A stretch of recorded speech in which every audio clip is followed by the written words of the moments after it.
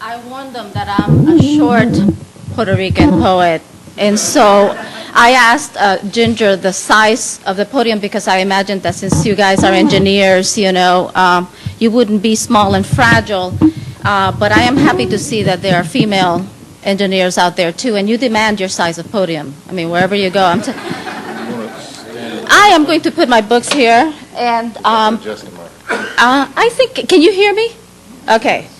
I don't like to stand behind the mic, the thing here, and I don't like to stand on a box because I move and I would break my neck. But anyway, before I forget, I would like to thank Tom for half that introduction. The first part, that mentioned, my man Shakespeare was beautiful. But this thing about, the Georgia football team, I have to tell you that a couple of things. My introduction can't take up too much of my time. I only have 25 minutes. But the color combination red and black existed in the world before the Georgia Bulldogs. It's not the most elegant combination, but I like it. And today I almost wore a red top and black skirt, and then I realized where I was going. And I changed for you.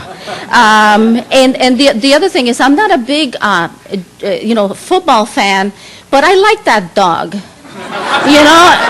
I only want. My husband knows that when Uga is on, that's when I come out. I like him, And my favorite part was when they put a little camera on him. It was Uga cam, and they finally had to take it off because he liked to go over to the Georgia cheerleaders. And so he's not a stupid dog. You're going to have to come up with something really good. Let's see. It never call that dog yellow, okay? But anyway, I am really glad to be here. It's a particularly interesting situation. I better follow the program because I need to thank a couple of people before I go on. And I need to look at my watch, and this works for me too. So I want to thank Thomas Lux. I've been, wanting to meet him and to congratulate him on this wonderful poetry series that he has. It has enriched all of us. And I would like to thank Ginger Murchison because she is great at email.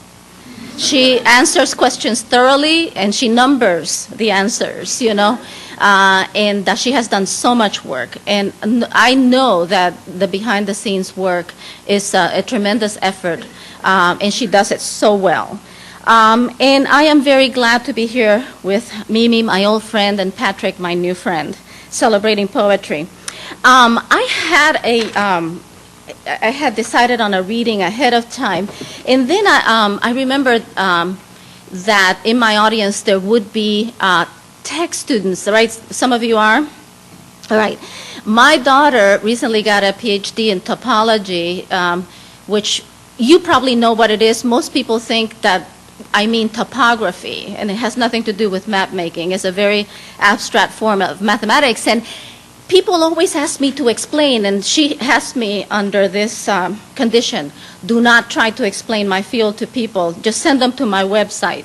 Because I spent 6 years asking her the question, what is it exactly that you do? And are there any practical applications? And she wrote to me today and she said, I am not going to explain topology to you anymore, and you can ask the engineers if there's any practical applications for it. So I hope that some of you will explain what topology is to me. But anyway, living with two mathematicians has influenced my work. I still don't understand anything about what they do, but it has creeped into my poetry. So I just told a friend that I was going to expose my ignorance of mathematics for you today, because I really have an audience that will not be fooled. I can pretend to understand, but you will know. But before I do, I'd like to start with a few little poems that I've been working on, new poems. It's, being Latino is kind of hot recently. For like the first 15 years of my writing career, it wasn't. But suddenly you go into a bookstore and there's Spanish for shoppers, Spanish for travelers, and that sort of thing. So I decided to do a book of poems called Spanish for Lovers. And these three little poems are part of that sequence. Might as well join the bandwagon. 3 from Spanish for Lovers. This one is called, number 1 is called Sin Corazón, My Valentine. Sin Corazón means without heart or minus heart. In Sister Immaculada's 6th grade classroom, the construction paper card was passed to me under a school desk by Ángel José Ramírez. ¿Quieres mi corazón? Scrawled in the shape of an arrow pierced its center. ¿Quieres? And emerged on the other side, mi corazón. My bookmark for a month before I returned it flattened and forgotten between the pages of a mystery to the library, where I paid my nickel fine for each day I had been in arrears to the public trust, and went home sin corazón. Besides defining, you have to know how to conjugate if you're going to fall in love in Spanish. And so this is conjugating el deseo. I think I have to use this book. El deseo means to desire or to want. Conjugating el deseo. It starts with the taste of dark honey. It tastes like honey on the tongue, followed by the body's loosening, muscle, cartilage, and joint, the slow unbuttoning of bones. Then the heart begins reciting in a deep underwater voice, deseo, desea, desean, deseamos, practicing, ¿cómo se dice? More ways to say, I want. And this one is the translation of tristeza. Tristeza is a wonderful word. It means so much more than sadness that I often, if I'm speaking to someone who can code switch with me, will say if I'm particularly, is sadness plus, you know. When someone is suffering from tristeza, it is not even like depression. It's a particularly Latino thing. So anyway, it's necessary to know in case your lover suffers from this. Tristeza, the translation of tristeza. There is a phrase in Spanish, el collar de tristeza. Roughly, it translates into harness of grief. But perhaps it is closer in meaning to chain or choker of sorrow. How strange and right to make of heartache something one can wear, an accessory. And I'm going to read a little bit from my new book of poems, a love story beginning in Spanish. And this is called The Poet's Work.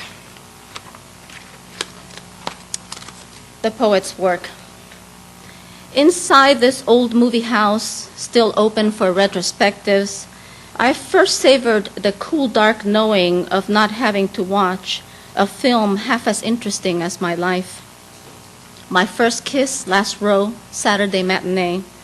That parking lot across the street was once a playground for the dust and sweaty summer children of the city. At 14, 2 on a swing, after a sudden August downpour emptied the lot. An inspiration of long, slender legs locked together in perfect synchrony. The dizzying motion, rush of blood, desire etching its name into bone. I knew nothing like this would ever happen in Paris or in Rome.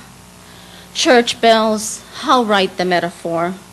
Church bells sent me running home, wet skirt clinging to my body like newfound faith, blood rising toward a Pentecost. I knew I had to write the poem. I don't remember his name. His name did not matter even then. I was working on the poem. And does anyone here speak Spanish? Get those hands up. Okay. One of the things I really like about the fact that my daughter is a mathematician is that she is female and that she, even though she's 8 inches taller than I am, she looks Latina. And so in a math department, she stands out for her gender, you know, and for the fact that she doesn't follow the same stereotype. And she's proving people wrong about, minorities can't do abstractions, which she has to do a double duty, because I really can't do abstractions. But it doesn't have to do with my ethnicity. It's just actually what we will have a conversation, like Tom was saying. Mathematics and engineering and poetry do have the shape of our discipline in common. Tanya will say, what we're after is an elegant, theorem, an elegant, elegantly stated problem, economical. In the greatest compliment to her when she did her defense was that her professor said that was an elegant defense. And of course, the word elegant to a woman means something else, and I love the way it has been transformed. Then I told her, well, in that area, I do understand what she's saying, because the poem should be elegant, no wasted material, fit perfectly, hang just right. And if it doesn't, it's not elegant. So anyway, I would like to read a poem first in English and then in Spanish. I've been very fortunate with this Latino boom thing. I write in English, and I sprinkle it sometimes with my native language, just like you Southerners, will sneak in one of your strange words, like lickety split. For years, I didn't know what that meant. One of the first things said to me was, one day someone said, "Are you puny?" And I said, "I beg your damn pardon," And what they meant was I sick, or you're being ugly, Well, I am ugly, but I cannot be ugly just for you today. But anyway, so this is called From the Book of Dreams in Spanish. My mother believes in dreams, and I have to, even though I call her long distance to Puerto Rico, I have to tell her my dreams. And then she looks them up in this book of dreams that doesn't consult Freud or anyone. I mean, it is just completely out of the blue. She will tell me exactly what to expect. And she sent me a copy, and it has been very interesting to use for my poetry. From the Book of Dreams in Spanish. From the top branches of the tamarind tree into my outstretched hands fell brown fruit, ripe and sweeter than anything I had ever tasted. Ravenous, I ate it all, catching it before it touched the ground where it vanished. The Book of Dreams in Spanish says the tree is my father. The fruit that disappears stands for words not spoken, hopes and wishes left unfulfilled.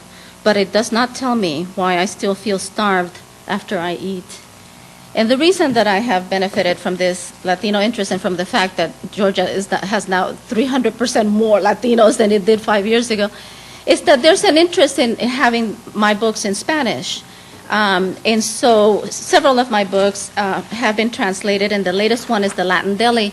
And I really enjoy reading the poems in Spanish because a fine translator, like my colega who is from Puerto Rico and knows her Spanish. I know my Spanglish. She knows her Spanish.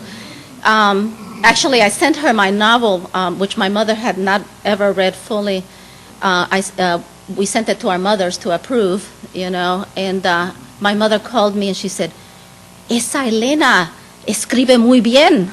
That Elena writes well." I said, "Excuse me, it's my novel." But then I realized that, a good translator can make music, and that's the hardest thing to do. This is from the Book of Dreams, the same one you heard.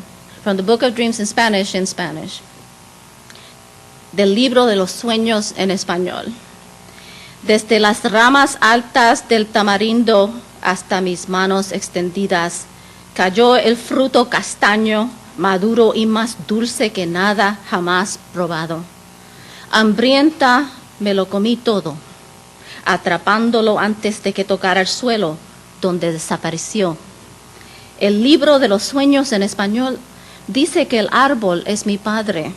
El fruto que desaparece representa las palabras no pronunciadas, esperanzas y deseos sin realizar, pero no me dice, porque todavía siento hambre después de comer. And the reason I'm so thrilled to have it in Spanish is because Spanish is the language of my dreams and my imagination, and I am losing it.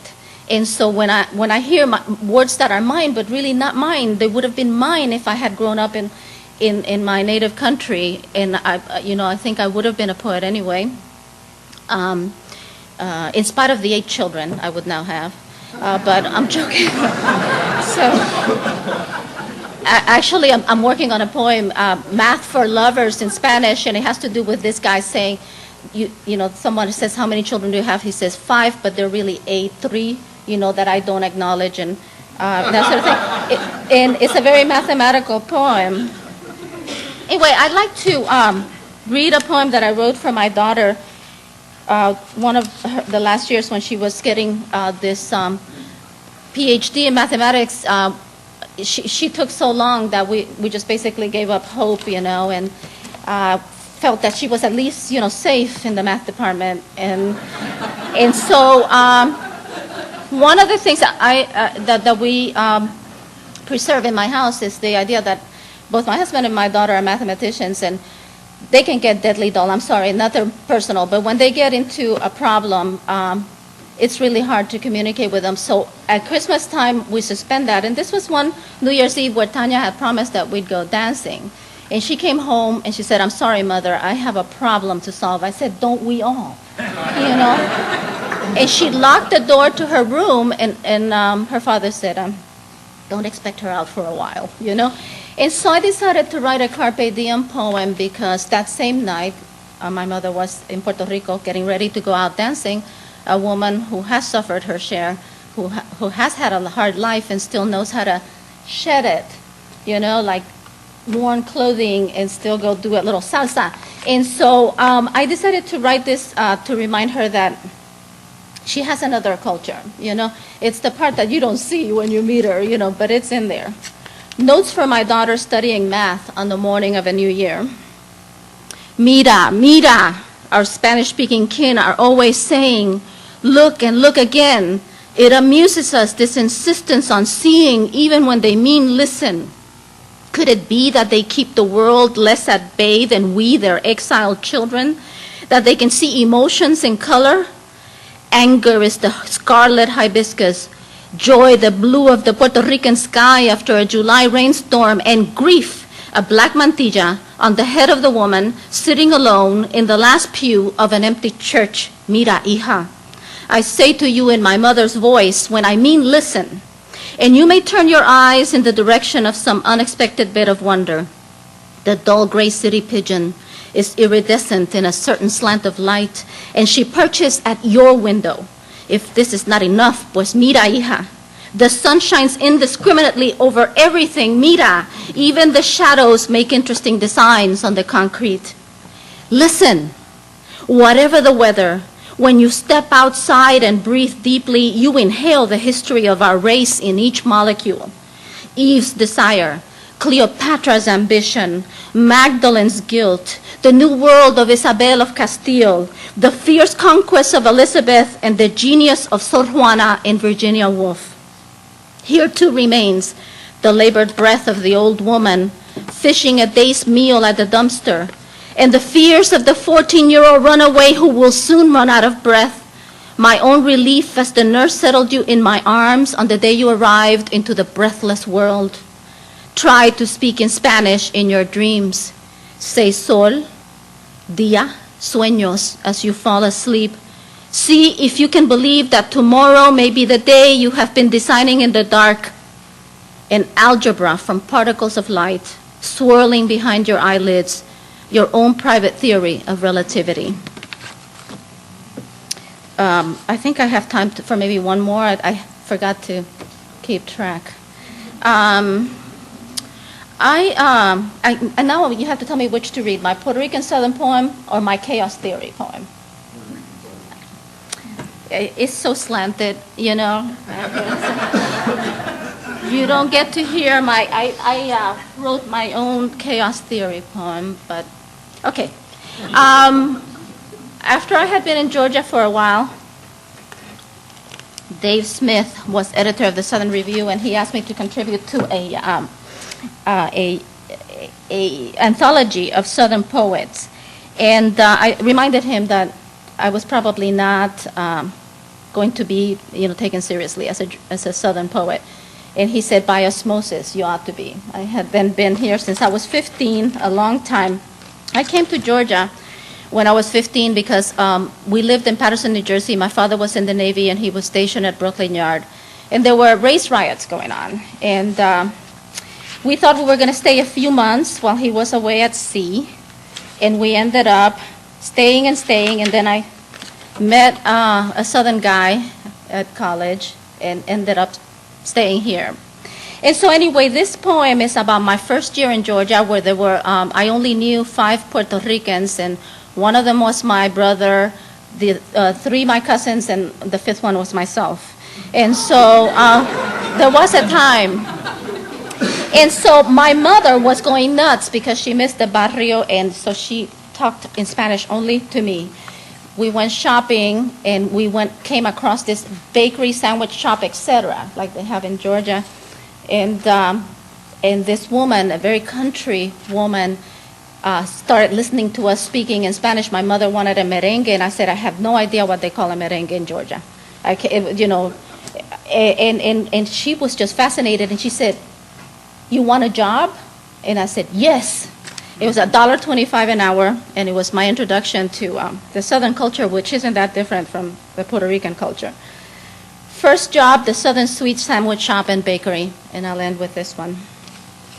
Lily Mae glows. She hates the word sweat as she balances a platter of baked sweets over her head, showing me how to walk with grace even under the weight of minimum wage and a mountain of cookies, turnovers, and tarts, which she blames for her voluptuous figure. She calls me Sugar and is teaching me the job. We're both employed by Mr. Raymond, who keeps her in a little house outside of town. I'm 15, living my first year in the strange country called Georgia.